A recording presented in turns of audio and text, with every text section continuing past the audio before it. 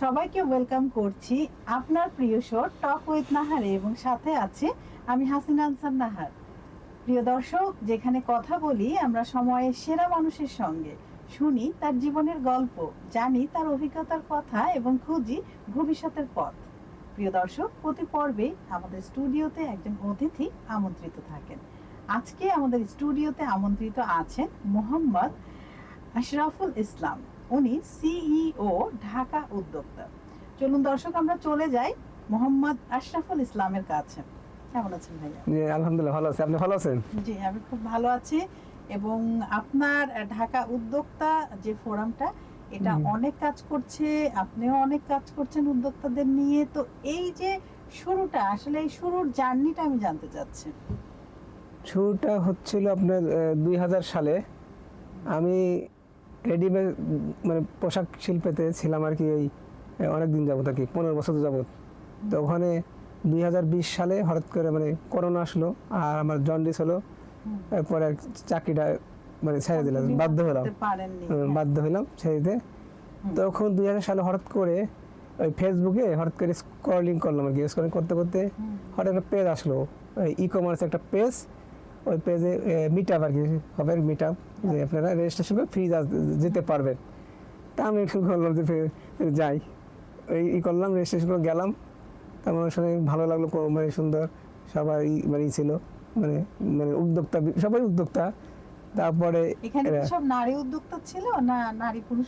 না, সবাই নারী পুরুষ সবাই ছিল, সুন্দর ছিল। একটা ব্যাগও দিল, গিফট পেলাম। আর তারপর থেকে ওখানে মানে একটা পেজ মানে ই থাকতো আর কি, সপ্তাহে একটা ই হতো, কানেক্ট থাকতো আর কি।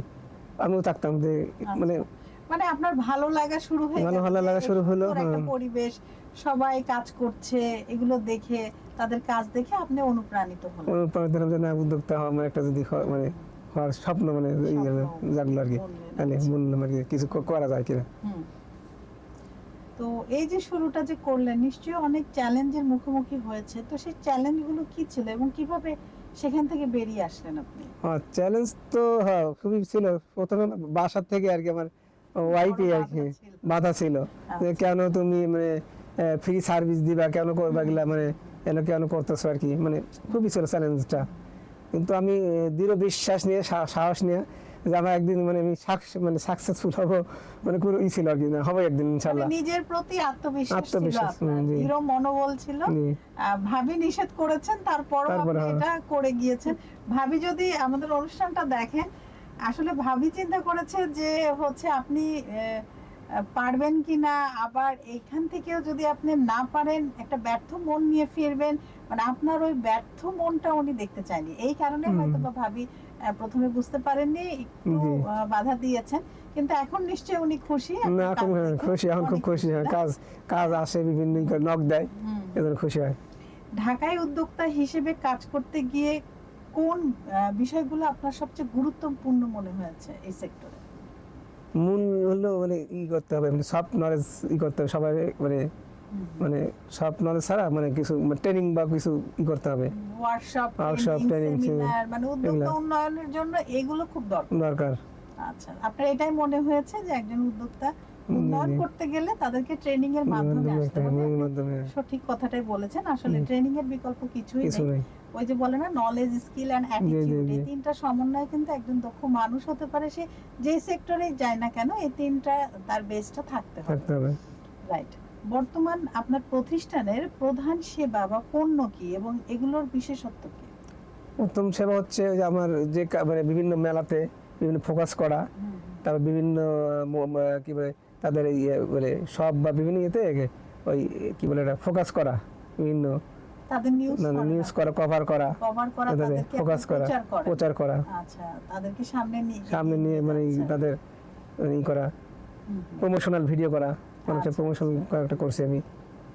তো আপনাদের এটা লক্ষ্য কি, এই হচ্ছে ঢাকা উদ্যোক্তা ফোরামের মূল লক্ষ্যটা কি? আসলে এটা কি করতে চায় ফিউচারে আছে অনেক, মানে আমাদের প্ল্যান আছে আর কি, সামনে ইনশাআল্লাহ 2026 সালে মানে দেখতে পাবেন, মানে আসবে নতুন, মানে আপনারা দেশে এবং দেশের বাইরেও অনেক কাজ করতে যাচ্ছেন, নতুন পরিকল্পনা নিয়ে। আচ্ছা, দলের নেতৃত্বে কোন গুণগুলোকে আপনি সবচেয়ে বেশি গুরুত্ব দেন? দলের নেতৃত্ব হিসেবে মনে করি মানে ধৈর্য হিসাবে কাজ করা, হুম, কঠোর হিসাবে মানে পরিশ্রম করা, এটা আমি মনে করি। আচ্ছা। তো একজন সিইও হিসেবে প্রতিদিনের কাজের রুটিন আপনার কেমন থাকে? নিশ্চয়ই ব্যস্ত শিডিউল। অবশ্যই, হ্যাঁ, সকাল থেকে থাকে। আমার একটা ডায়েরি আছে, ডায়েরিতে আগে প্রথমে ডায়েরিতে লেখা থাকবে, আর ডায়েরিতে ডেট থাকে, প্রোগ্রাম, বিভিন্ন প্রোগ্রামের ডেট থাকে। এবং আজকে ওগুলো আগে থেকে মানে প্রিপারেশন ছিল, ডেট ছিল, কখন যাব, কি করব, সব কিছু আর কি থাকে, শিডিউল ছাড়া মানে তৈরি করা থাকে। আচ্ছা, এই জন্য আপনার ব্যক্তিগত জীবনে তো কোনো সমস্যা হয় না, মানে সময় দেওয়ার ব্যাপারে? বাসায় সময় কখন দেন, ব্যবসার ক্ষেত্রে বা উদ্যোক্তা ফোরামে কখন সময় দিচ্ছেন, এই সময়গুলোকে আসলে আপনি কিভাবে ভাগ করে নিয়েছেন? সময়গুলো আমি মানে সাজাই নেই, গোছাই নেই, টাইম ম্যানেজমেন্ট একটু আমি হালকা। প্রতিদিনেরটা নাকি আপনি সপ্তাহে করেন, নাকি বছরে, মাসের? না, বছরে না, এটা মাসের মাসেও একটা থাকে, আবার আপনি মনে করেন যে ওই একটা ওই দিনেরটা থাকে, একটা মানে মানে সাপ্তাহিক একটা থাকে, সপ্তাহে একটা একটা মানে শিডিউল করে রাখি। 5 বছর পর আপনি আপনার এই ঢাকা উদ্যোক্তাকে কোন প্ল্যাটফর্মে দেখতে চাচ্ছেন? ঢাকা উদ্যোক্তা আগামী 5 বছরে মানে বাংলাদেশ এবং 64 জেলা এবং সারা ওয়ার্ল্ড যাতে মানে এক নামে চেনে, সেই হিসাবে চাই আর কি। আপনাদের যদি দোয়া থাকে ইনশাআল্লাহ, আশা করি আর কি আপনাদের সাথে আছি এবং আপনাদের সাথে পাশে থাকেন, তাহলে কিন্তু একটা সুন্দর কাজ হবে, সুন্দর দেশ হবে, সুন্দর সমাজ হবে, সুন্দর পৃথিবীও হবে। জি জি। তো নতুন উদ্যোক্তাদের জন্য আসলে আপনার পরামর্শ কি, যারা আসতে চাচ্ছেন উদ্যোক্তা জীবনে, তারা কিভাবে আসবে? নতুন উদ্যোক্তার পরামর্শ বলতে তাদের প্রথমে হতো সব নলেজ থাকতে হবে, মানে ট্রেনিং করতে হবে, আর ধৈর্য ধারণ করতে হবে। ধৈর্য কিন্তু মানে শুরুতেই মানে কি বলে ভেঙে পড়া যাবে না, ভেঙে পড়লে তো সব শেষ হয়ে গেল। ধৈর্য ধারণ থাকতে হবে, ধৈর্য। চ্যালেঞ্জটা নিতে পারে না, জি জি, ঝুঁকিটা নিতে চায় না, একটু মানুষ ভয় পায়। আসলে আমরা যারা নারীরা আছি, আমরা চ্যালেঞ্জ নিতে গেলে একটু চিন্তা করি যে আসলে এই যে মূলধনটা আমরা খরচ করছি, এটা আবার আসবে কিনা। আসলে 7-5 এত ভাবা যাবে না না না, নিজের মেধাশক্তি দিয়ে, বুদ্ধি দিয়ে, এবং একজন ভালো পরামর্শক হলে তার পরামর্শ নিয়ে কিন্তু আমাদের এগিয়ে যেতে হবে। হ্যাঁ, এভাবেই তো। আপনার আসলে পরিবার তো প্রথমে সাপোর্ট করে নাই, পরে তো করেছে। তো এখন আপনার যে ফ্রেন্ড সার্কেল, আপনার আত্মীয় স্বজন, তারা আসলে আপনার এই পেশাটাকে কিভাবে দেখছে? এখন সবাই বলে, ভালো বলে, গুড, মানে অনেক অ্যাপ্রিশিয়েট করে খুব। না, ঠিক আছে, ওয়েলকাম জানাই। সামাজিক দায়িত্ববোধ থেকে আমি এই পর্যন্ত এই 5 জনকে জব দিয়েছি, তাদের মানে যোগ্যতা অনুসারে, হ্যাঁ, যেটা পারে সেই অনুযায়ী 5 জনকে দেওয়া হয়েছে। আর এ পর্যন্ত 50 জনের মতো উদ্যোক্তা আর কি। আমার একটা প্ল্যাটফর্ম আছে, আমি এই গ্লোবাল টিভি নামে একটা অনলাইন ইয়েতে আছে, আমি ওখানে প্রচার ও যোগাযোগ আছি। ওখানে 50 জনের মতো আমি ফ্রি মানে তাদের ইন্টারভিউ নেওয়ার জন্য সুযোগ করে দিছি আমি। আচ্ছা আচ্ছা, তারা তাদের ব্যবসার একটা প্রচার করতে পারছে আর কি। আপনি আপনার জায়গা থেকে কাজ করে যাচ্ছেন, আরো সমৃদ্ধ হবেন, সমৃদ্ধ করবেন সবাইকে। আপনার জীবনের কোন ব্যক্তির প্রভাব সবচেয়ে বেশি? আমার ব্যক্তি যদি বলেন তাহলে আমি বলবো আমার মায়ের থেকে আমি প্রভাব পেয়েছি।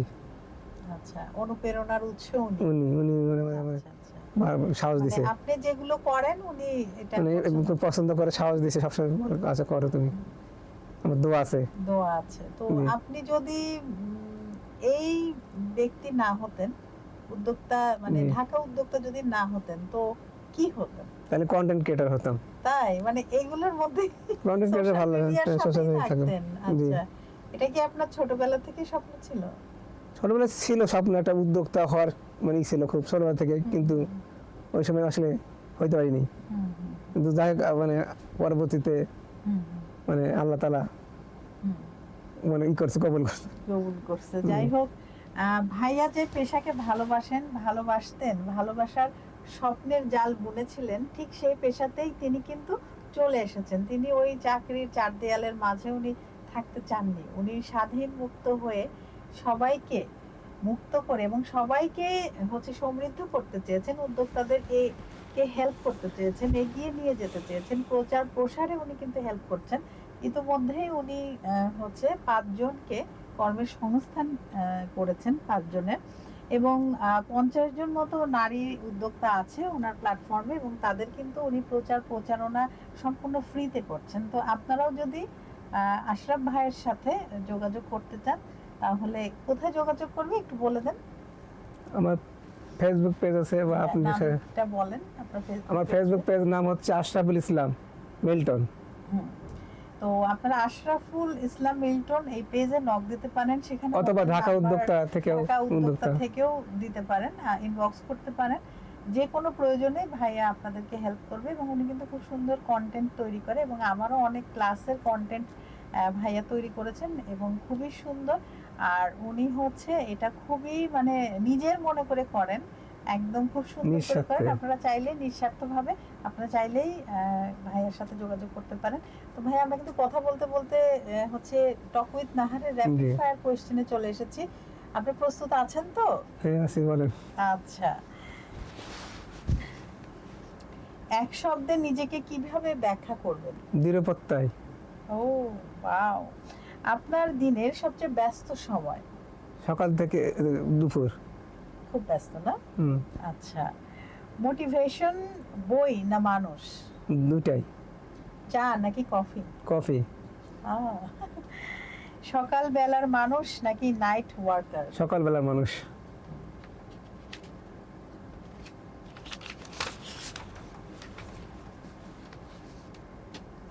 আপনার প্রিয় ব্যবসায়িক টুল বা অ্যাপ?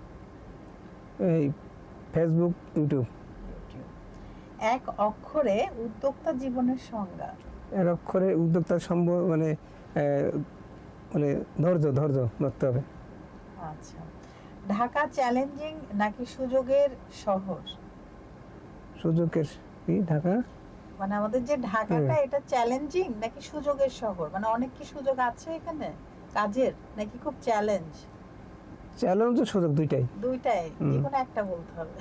চ্যালেঞ্জ। আচ্ছা, অফিস ফর্মাল নাকি ক্যাজুয়াল? মানে অফিসে কেমন থাকেন আপনি, ফর্মাল থাকেন না ক্যাজুয়াল থাকেন? ফর্মাল। আচ্ছা, আপনার অনুপ্রেরণা দেশি নাকি বিদেশি উদ্যোক্তা? দেশি। সফলতার গোপন কথা কঠোর পরিশ্রম নাকি স্মার্ট ওয়ার্ক? Smart work. বাহ। ছুটির দিনে ভ্রমণ নাকি বিশ্রাম? ভ্রমণ। আপনার প্রিয় সাফল্যের উক্তি? সাফল্যের উক্তি হলো ধৈর্য ধারণ করতে হবে, কঠোর পরিশ্রম করতে হবে। ব্যবসা প্যাশন নাকি প্রফেশন? প্রফেশন। আচ্ছা, যদি উদ্যোক্তা না হতেন তবে কি হতেন? উদ্যোক্তা না হলে কন্টেন্ট ক্রিয়েটর। কন্টেন্ট ক্রিয়েটর মানে আপনি এই মানে ডিজিটাল প্ল্যাটফর্মটা আপনার অনেক পছন্দ। তো এই প্রথম অনুপ্রেরণা আসলে কে দিয়েছিল আপনাকে এই ডিজিটাল প্ল্যাটফর্মে আসার জন্য? প্রথমে তারপরে একটু গ্যাপ আছে, ওই পরে ঢাকা উদ্যোক্তার সাথে একটু কানেক্ট হলো। ঢাকা উদ্যোক্তার সাথে আমার কাজ করার সৌভাগ্য হলো। ওখানে থাকতে ওনাদের অনেক নারী পুরুষ উদ্যোক্তা আছে, ওনাদের সাথে থাকতে দেখে তখন আমার মানে মনে হলো যে একটা মানে আমি ঢাকা উদ্যোক্তা ইউটিউব চ্যানেল খুলি, সেখানে প্রেরণা আমি জাগলো যে না আমি করি। মানে তখন থেকে আমার যাত্রাটা শুরু। ওনাদের মানে ওনারা অনেক প্রেরণা দিছে, সাপোর্ট দিছে, দিক নির্দেশনা দিছে, তারপরে মানে অ্যাডভাইস দিছে, গড়ে তুলেছে। হ্যাঁ মানে অ্যাডভাইস দিছে, কোনো সমস্যা হলে তার বলে দিছে সমাধান, মানে এইভাবে করেন দিক নির্দেশনা দিছে। এই জন্য অনেক ধন্যবাদ ঢাকা উদ্যোক্তাকে। আশরাফ ভাই, আমরা কথা বলতে বলতে কিন্তু অনুষ্ঠানের একদম শেষ দিকে চলে এসেছি। আপনার কেমন লাগলো টক উইথ নাহারে এসে? অনেক সুন্দর লাগছে, অনেক অনেক ধন্যবাদ আমাকে ইনভাইট করার জন্য। এই জন্য অনেক অনেক ধন্যবাদ আপনাকে। আপনি আপনার ব্যস্ত সময় থেকে সময় বের করে আমাদের স্টুডিওতে এসেছেন। আপনার কথাগুলো আমরা শুনলাম, আপনার এই ছোট ছোট স্বপ্ন, এই যে সফলতার গল্প সত্যি আমাদের হৃদয় ছুঁয়ে গেছে। আপনি অনেক বেশি ভালো থাকবেন। আবারও নতুন কোনো আয়োজনে আপনার সাথে আমাদের দেখা হবে। ওকে, থ্যাংক ইউ, ধন্যবাদ। দর্শক আপনারা যারা এতক্ষণ আমাদের সাথে ছিলেন, আপনাদের সবাইকে অসংখ্য ধন্যবাদ। আবার নতুন কোনো অতিথিকে নিয়ে আপনাদের সবার মাঝে আমি হাসিনা আনসার নাহার উপস্থিত হব। ততক্ষণ পর্যন্ত আপনারা সবাই ভালো থাকুন, সুস্থ থাকুন এবং আমাদের সাথে থাকুন। আল্লাহ হাফেজ।